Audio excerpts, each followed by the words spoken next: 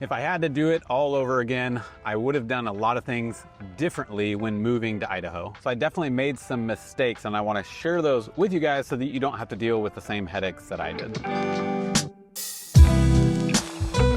Hey, if you guys are new to the channel, my name's Craig Flood. I make videos each week about what it's like to live in the state of Idaho.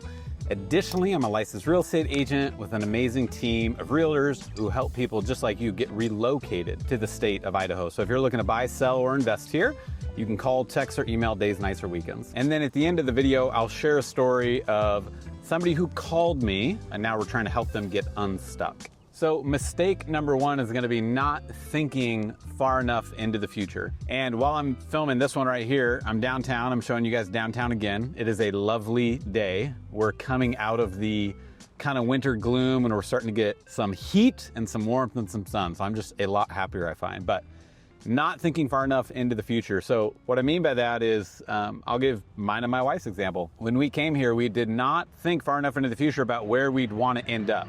So for example, at the time of us buying our home, when we went through the relocation process, we were homeschooling all of our children. And in our minds, we just thought, oh yeah, we're just gonna keep doing this. And ultimately it ended up not working out and we needed to pivot. And then we had to figure out, okay, what were we gonna pivot to? And the school that we decided on ended up being in Eagle, Idaho. And so we ended up buying a home in Boise, which I love. I just live a few minutes from this downtown area. But now we commute 25 minutes each way to drop our kids off at school. Now, granted, we didn't have to do that. We could have chose something different, but that's just how it went.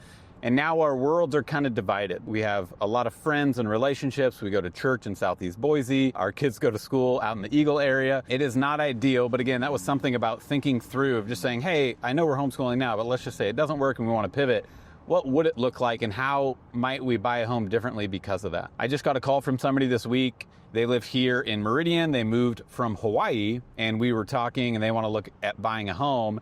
And they're kind of unsure a little bit of if this is going to work out. They're a new family. They got their first kid and they're wondering, do we want to buy real estate here or might we want to end up going home to Hawaii in the future?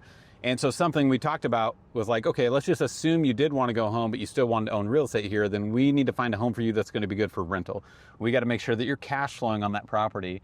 And we want that to maybe be top of mind if you are going to decide to move back to Hawaii. So again, thinking far enough into the future can be really helpful so that you don't end up in a home that is not going to be a good fit for you, or a town or a city. I'd be curious to know what your guys' stories are on that too. Have you moved before and did you have to accommodate to an unexpected life change? Feel free to leave a comment down below sharing that. So mistake number two is going to be focusing too much on the house and not the surrounding area. Now, the last house that our family purchased is on the Boise Bench, so we just live south of the city. But I just know, and I'm sure you'd agree, that the area surrounding a house is very, very valuable. It's not just about the house. So me and my wife were just talking about this today, and there is like a list, an ongoing list that I kind of have in my mind, and I kind of jot the notes down of ultimately, you know, what we're looking for in our next home. And for us, one of those things is great walkability. Something that is so nice about the Boise, Idaho area, and I'll show you guys later on the video. We're gonna end this video where I walk a trail in Southeast along the river. But the things that you have around you could really impact and change your lifestyle and how active you are, because maybe you live really close to a walking trail, like the foothills just over here on my left. Or maybe you end up in a neighborhood with a great walking trail, or maybe there's shopping nearby and you naturally just get out more than you normally would. I was reading a comment this morning that somebody left on my YouTube channel where they were making a comment about a housing development in Eagle, Idaho, and they're just like, wow, that's a lot of money and there's nothing to do around that neighborhood. And I would agree with them. You're gonna have to get in your car for certain things. And so again, that's something to think about, where he's right in thinking, well, yeah, that's a great house, but the surroundings aren't good enough for him to warrant wanting to buy it. And so I would say for you, as you look at homes on Zillow, you can see a beautiful home, but you can't discount what it's around, because maybe there are certain things that you want. And I would tell you, fight for those things, and we'll help you fight for those things, and we'll help you think through those things. But think beyond the house. What does that location offer you? Do you want to be close to shopping? Do you want to live on or be close to a golf course? Do you want walkable trails and outdoor access? So I'd be curious to know for you. Feel free to leave a comment, but what's more important to you? Is it the perfect house or the perfect location? All right, so here's another one. This is gonna be number 3. Not fully understanding the weather. Me and my wife were kind of hashing this out and talking about it. My wife's originally from Idaho. I'm originally from the Seattle area, Washington. And prior to that, me and my family lived in Oregon. 4 kids relocated here, just like you guys are probably thinking about. We knew there was going to be winter. We knew there was going to be summer. Let's start with summer. We did not expect summer to be as hot as it was. Again, my wife's originally from Idaho. She's from Moscow, Idaho, so up north, just south of Coeur d'Alene, Idaho. And Boise, southern Idaho, it's a lot hotter down here in the summers than it is up in maybe the northern section of Idaho. And so, for example, a few summers ago, we hit over 100 in June. Things cooled down a little bit in July, but again, for August, things really picked up and it was over 100 again. So it was just a lot of 100-degree days. And on days when it's that hot, you're just not really inclined to want to go out too much. And then maybe you're thinking, well, that's okay, you know, we'll have cool evenings. But I would say even here, you'll have the cool mornings, things will start to heat up, but it really doesn't start to cool off until like 8 or 9 p.m. in the evenings. The days are long here. We're right on the border. We're Mountain Standard Time. And so the summers, we knew they were hot, but then when you actually live it, it really hits you. I talked to a lot of you who are moving up out of Arizona, maybe Texas, and you're just like, oh man, that sounds like a dream. But if you're coming from maybe Oregon, Washington, or some other areas, this would be something to just really be aware of, to know we're gonna have some hot days here, hot enough to where, you know, you're not maybe really gonna wanna go outside. Let's talk about winters. Winters are something that a lot of you considering as you're moving out here, is it gonna work? Especially if you're coming from certain places in California, Arizona, Texas, you're really chewing on what the 4 seasons is gonna look like. And just so you guys know too, I just had to stop. I grabbed a coffee and I just had a consult with somebody who is coming here from Tennessee. And so that's why I magically appeared with a drink. But with winters, this is gonna be a more just personal story and maybe it'll be helpful to you. But I grew up in the Seattle, Washington area. Winters over there, they're just tough to get through. I don't know many people that would choose to have winters like that. Even a lot of people who aren't from the Seattle area and end up moving there, you know, they're like, it's probably not a pro in their mind. And one thing that I personally loved when I lived in those areas was jumping over the mountain. So jumping to central Washington, or when we lived in Oregon, jumping to central Oregon. And I always wanted to jump across the mountains. I was done with those winters. And what's great about Boise and southern Idaho is that it gets a lot of sunny days in the winter. Like today, February, great sunny day. I mean, just a week or 2 ago, we had snow all over the ground. But again, you get these nice winters. But even then still, you're gonna get some cloudy days. It's cold, you know, the days are short. You get up and go to work. It's dark, you know, come home, you maybe get 30, 40 minutes of light with the kids, depending on things. And it just drags on you. So one thing that I realize is, yes, I personally do really enjoy the sun that you get here. At the same time, I need to be mindful and think, okay, Craig, what is your plan? Like, how can we make this good? You know it's gonna be rough, especially February. Like last week, it just all adds up. And now, like I was saying earlier in the video, it's finally sunny here. It's beautiful. It's very energizing.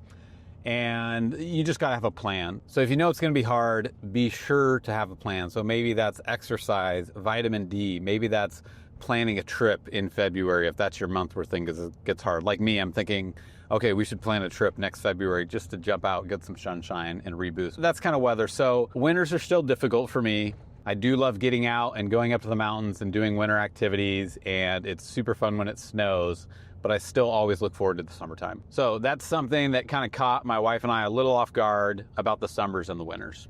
Mistake number 4 is gonna be not doing a scouting trip. I should have flown out for a dedicated scouting trip, but I'm naturally independent. I typically like to figure things out on my own, but taking a scouting trip would have given me a better feel for the city, and it would have given us a chance to help better evaluate some of the neighborhoods. And this is something, if you've watched any of my videos, I'm always hounding on. I always encourage people to do scouting trips. And I'm just gonna say it multiple times throughout this section. This is 100% free. It costs $0. And the reason I say that is because a lot of times when we're hopping on calls, people want to know, does this cost anything? So I just want to keep driving that home. In my mind, there's 2 kind of scouting trips that people take. So for example, I was just talking to somebody in between calls when I grabbed this drink. They're coming from Tennessee, And they're the first kind of scouting trip. It's a very high level, let's call it the vibe scouting trip. You're trying to figure out the vibe of the city. On a scouting trip like that, it's not so much about getting into houses. That's almost a little bit of a waste of time. A house is a house. You know, we can find you something great here, tons of options. But it's more, do you like it? Do you like the city? Do you like the people? Do you like the topography, the hills, the river, what things look like? Do you like the winter? Is this a place that you want to be? For this couple coming up out of Tennessee, they're going to be hitting up Idaho Falls, Twin Falls, and Boise. So I'm connecting them with my partner in Idaho Falls, partner in Twin Falls, and then the team here. And all of them are going to help that individual figure out if the vibe is right for them. And then at that point, they'll really know, okay, do I want to lock in to Boise or Twin Falls or whatever it is? And we want to help them do that. Once they do that, then usually that can turn into a second scouting trip. Maybe, it all varies with everybody. But let's say this, there's a second kind of scouting trip. The second kind of scouting trip is this. You know you're moving here. You're like dead set. You're like, we're doing it no matter what. We're totally on board. Or maybe you have work that's bringing you here. It's just that at that point, the scouting trip kind of changes a little bit. It's not so high level. At that point, it's very much like, okay, what is gonna make a good home for you guys? What kind of characteristics does a neighborhood have to have? What kind of amenities do you want near you? Things we talked about earlier in the video. What do you want your life to look like? FYI, right now we're at Bounds Crossing. Great place, good sushi place there on the left. A really fun area. The Boise River is just behind me. We're actually gonna zip up here and we're gonna go park at Barber Park. We're gonna take my dog River for a walk, and I'll give you guys a story that I'm gonna end the film with. That second scouting trip is really where you drill down on what neighborhoods could be a good fit. When that scouting trip is over, two things happened.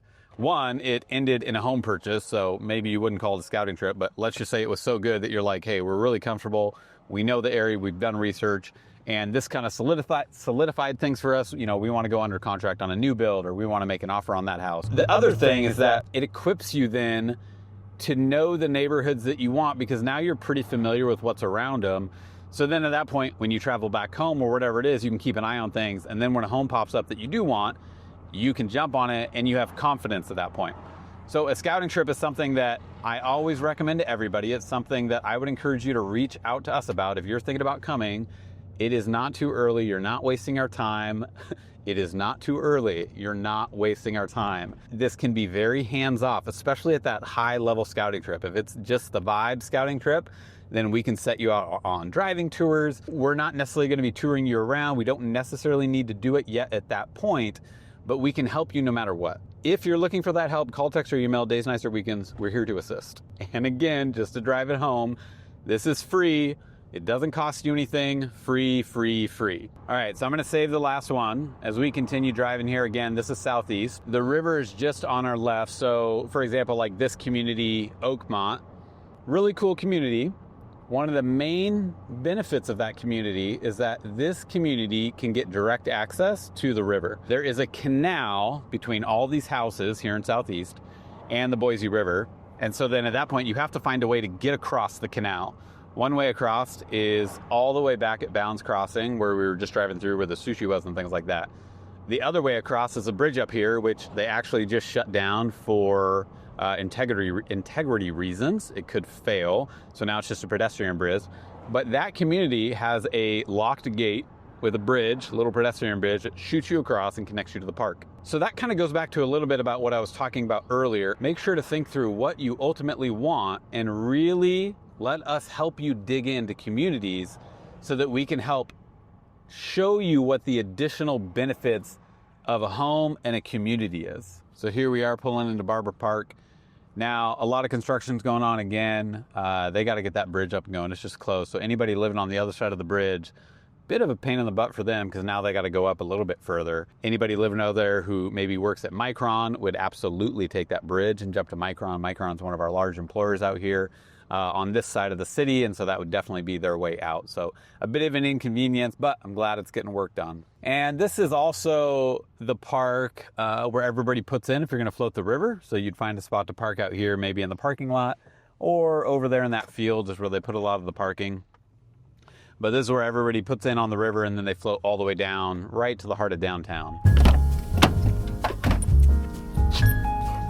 Now, the last one I'm going to talk about is buying the wrong house. So I've seen people regret their home purchase after moving here. Just recently, I got a phone call from somebody who moved here. They had been watching my YouTube channel, ended up coming, worked with a different realtor, not sure who. It did not go well for them, and they gave us a call to see if the team could help them get out of the situation that they were in. They felt a bit pushed into the deal that they got. They did not feel like they got the representation that they needed, and now ultimately they're in a house that they don't want to be in anymore. We don't want that to happen for you guys, and so that's where we put a lot of effort in to make sure that you guys end up not only in the right house, but the right neighborhood, the right city, with the right amenities nearby. So here are some ways that you can make sure that that's not you. Be sure to do the research. So that's what we put a lot of effort into here, is helping you guys figure out what are going to be the best neighborhoods, what's going to be the best city, what's going to be the best place for you based on your wants and desires. We're going to push you to think past your short-term needs and focus on your long-term desires. Because if a house is just good for the first year and then it doesn't work, that's not a great option, and we don't want that for you. Moving is expensive. Do not buy a home that you're going to want to leave in a year. And again, a lot of this comes down to really good scouting trips. A good scouting trip is going to set you up for success as you continue down the process of figuring out where you're going to live.